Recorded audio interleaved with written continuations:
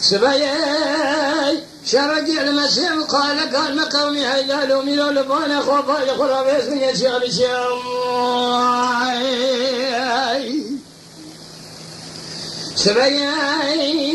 مديدو كي قال نجولي لسركوزي خالص بقي بالخمار شيخ وباني خالم يقول قاشا جمال والهم قال يا لا خاي لسبقي بسبنا باركي يقول احمد ولولا تشيب الشيب خبته عسكري في زالي جمهورات زي بهري مراد المبريه تزين خبري لو زي وكوكا خلا مخزمه كاره نقل يا اخي بيغا لمني هيوا هاجي كل ما روما ورد داي سوا زورا داري تريا دا يوسف كوزي قبل خا عالم يقول قاشا من سقدا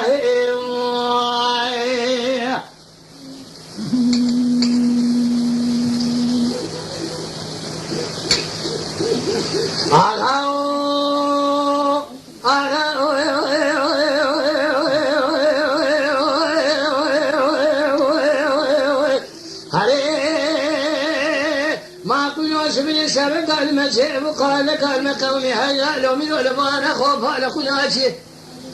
سبق ولا فينا باري خان اسمي خالص بقي باري خان يقول قاشا فناني تاغي كسكي خذاني خيراتني جابك كيف عبد المجيد بقي لكابيا ما فيتي ببمانة تخراب دربك يا بس بدنا خالص بقي برخي ما سيركم باري خان نقول قاشا بينا بخشمي كل خذارة لدى سير راس لتبيه أخي بيغا لمني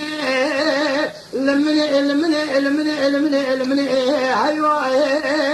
هاجي كل ما روما برد داي شوار زور داري تري دا جو سكولي قبل خان يقول قاشا من سرقداه